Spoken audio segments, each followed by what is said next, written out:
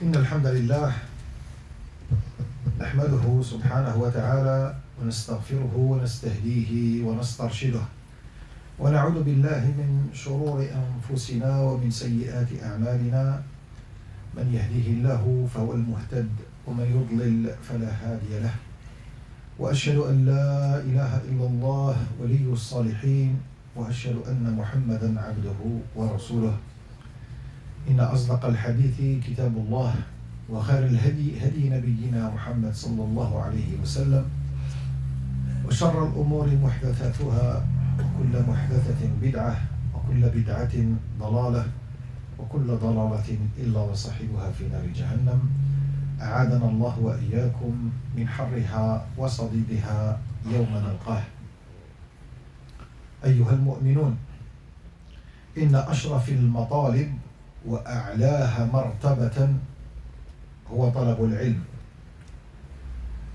L'honneur qu'on peut avoir sur ce bas monde, c'est de l'apprentissage et apprendre la science et le savoir et détenir cela.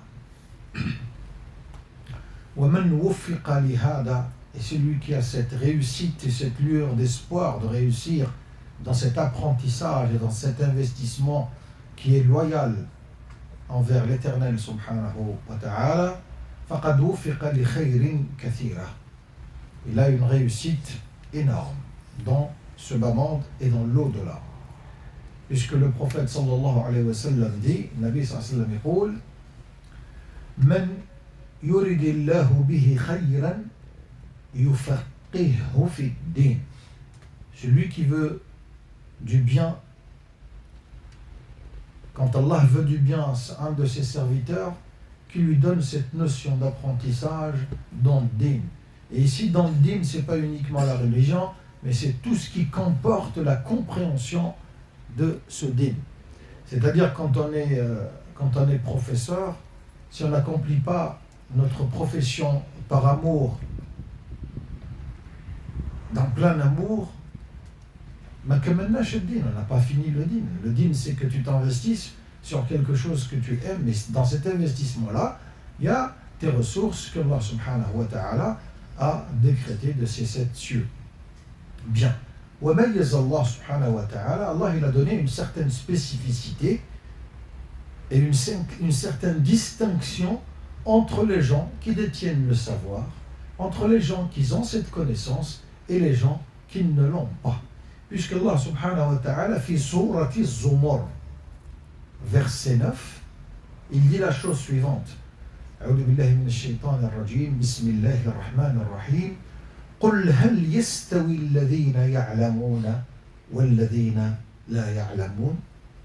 Dis, sont-ils égaux les gens qui détiennent le savoir et la connaissance et les gens qui ne la détiennent pas?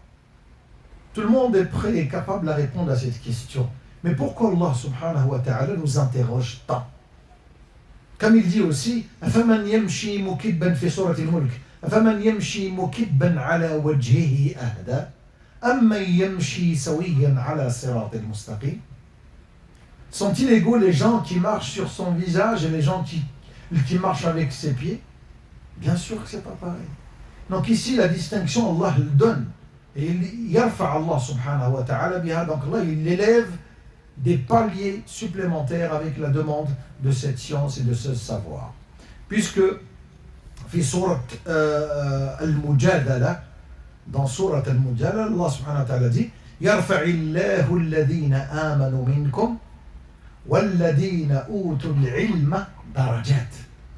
Allah il va élever, Allah il va honorer les croyants d'entre vous et ceux qui détiennent le savoir des paliers.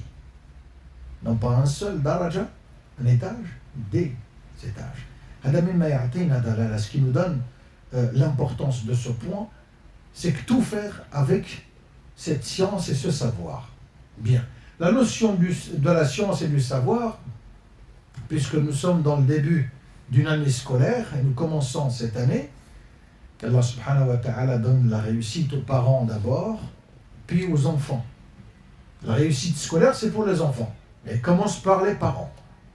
La première des réussites, c'est les parents. S'ils ont compris le message adéquat, le message qui donne l'équilibre à leurs enfants, il y a une réussite au niveau des enfants, ce qu'ils ont réussi. Parce que les parents ont compris le degré de ce savoir et de cette connaissance. Bien.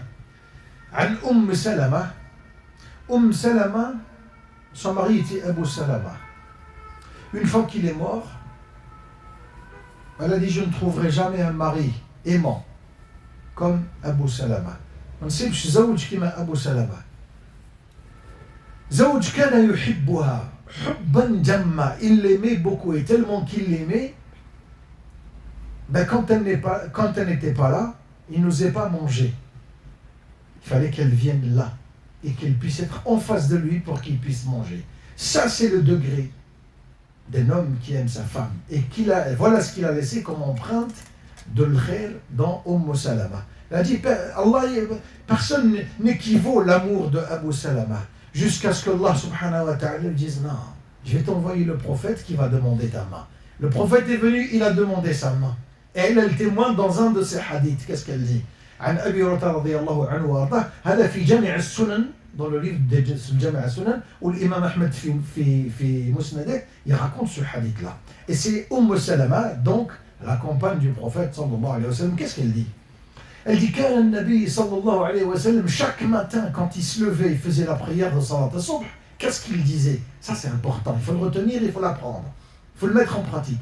لأنه مفتاح سر مفتاح, c'est le secret d'une réussite de cette même journée. Qu'est-ce qu'il disait le Nabi sallallahu alayhi wa sallam? قال كان يقول النبي صلى الله عليه وسلم كان يقول بعد صلاة الصبح اللهم إني أسألك علما نافعا. Oh Dieu, je t'implore à me donner une science li fiha al-manfi'a. Apporte, c'est une science qui apporte à ma personne et à autrui les bienfaits. Fiha al-nafa', c'est-à-dire il y a toute une considération.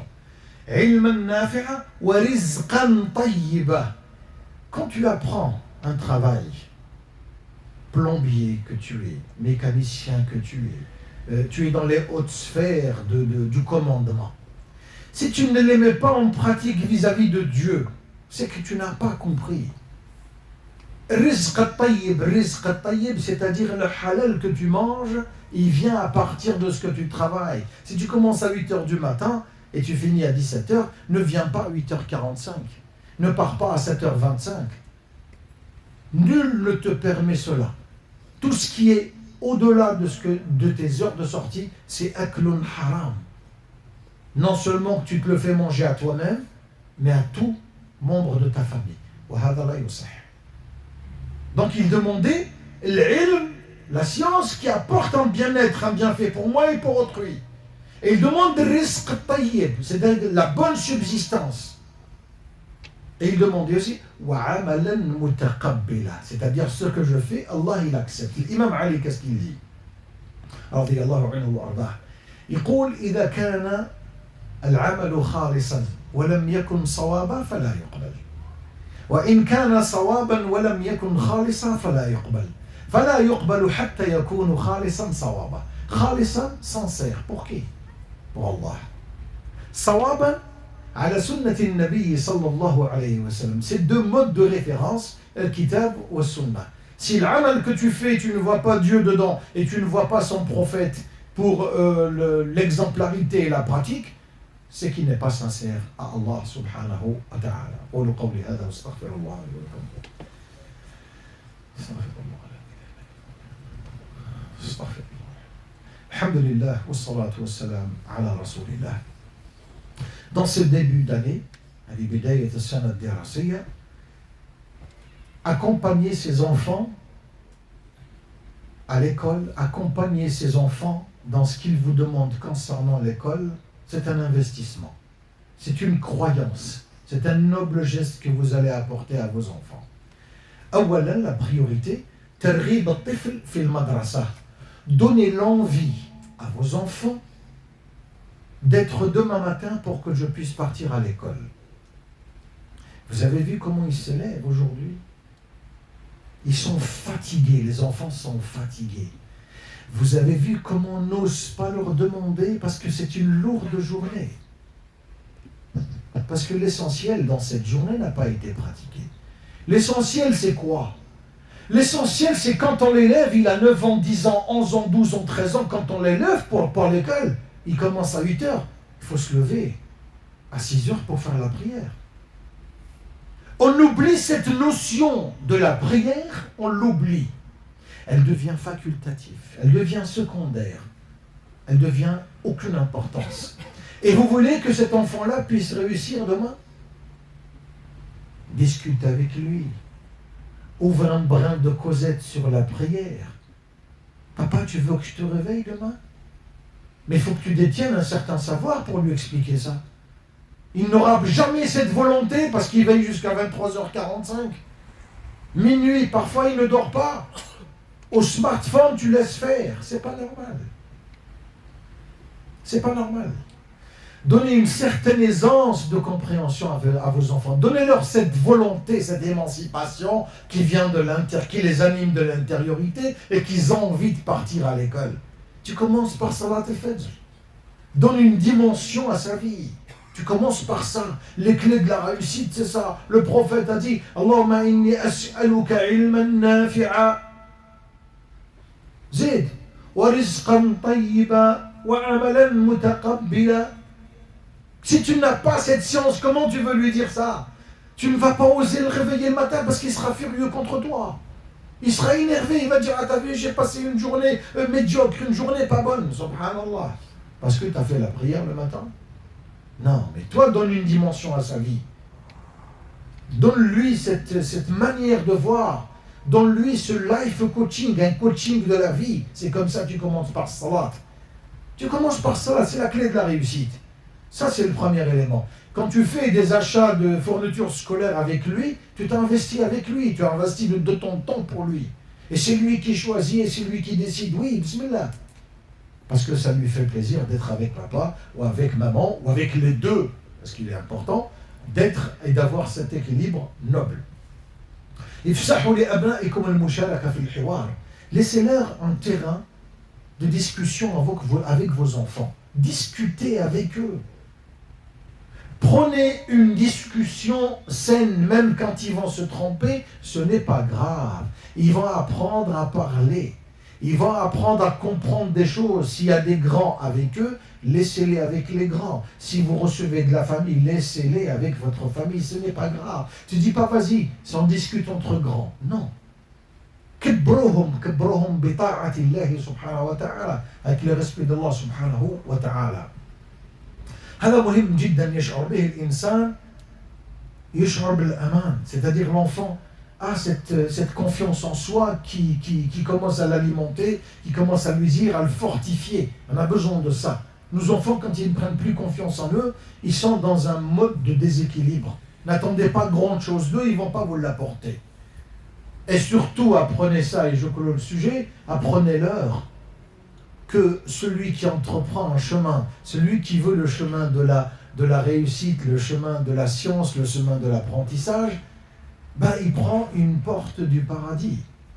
Puisque le prophète sallallahu alayhi wa sallam dit, هذا الحديث يرويه الإمام مسلم في صحيحه. Qu'est-ce qu'il dit? Le Nabi sallallahu alayhi wa sallam يقول من سلك طريقا, celui qui entreprend une voie, un sentier, un chemin, de quoi? Celui qui entreprend un sentier, يلتمس به طريقا يلتمس به علما, c'est-à-dire il a dans l'espoir d'acquérir un apprentissage ou une science, une formation avec l'ilm. Donc il entreprend le chemin de la science et de l'apprentissage. Le prophète sallallahu alayhi wa sallam lui dit Sahalallahu bihi, Allah il va lui faciliter un chemin et l'accès au paradis. Tu vois, quand tu parles avec ton enfant et il n'a pas envie de partir à l'école parce qu'il est dégoûté, parce que les profs ne savent pas lui parler, parce que les profs donnent des désignations ou mettent sur le bulletin des choses qui vont l'énerver et que tu ne seras pas d'accord en tant que père, dis-lui que si tu étudies bien, si tu te facilites un accès au paradis. Regardez le dialogue qu'on va avoir, au lieu de lui mettre de la pression, lui dire il faut que tu réussisses, il faut que tu deviennes avocat, il faut que tu deviennes médecin, il faut que tu deviennes ça. Non, c'est une souffrance que vous apportez à vos enfants. Non, laissez-le vivre son enfance. Laissez-le vivre son adolescence. pour qu'il comprenne la dimension de ce que c'est la vie. Mais donnez-lui juste le sens de l'orientation, le sens de l'équilibre. Soyez vous-même en tant que père et en tant que mère une boussole à vos enfants afin qu'ils ne puissent pas se perdre. أقول قولي هذا واستغفر الله لي ولكم فاستغفروه تجدوه غفورا رحيما. اللهم أرنا الحق حقا وارزقنا اتباعه وأرنا الباطل باطلا وارزقنا اجتنابه. اللهم أعنا على نوائب الدهر. اللهم أعنا على العلم والتعلم وحب العلم لأبنائنا وبناتنا، حب الدين وحب التقرب إلى الله عز وجل. اللهم احرسنا بعينك التي لا تنام واجعلنا من خيرة عبادك. اللهم اشفينا واشف مرضانا وارحمنا وارحم موتانا برحمتك أرحم الراحمين. الناس اللي فقدوا أماتهم وأبائهم اللهم ارحمهم برحمتك الواسعة واجعلهم من عبادك الصالحين التائبين واكتبهم من أهل الجنان. سبحانك اللهم وبحمدك نشهد أن لا إله إلا أنت نستغفرك ونتوب إليك. وقوموا إلى صلاتكم يرحمكم الله.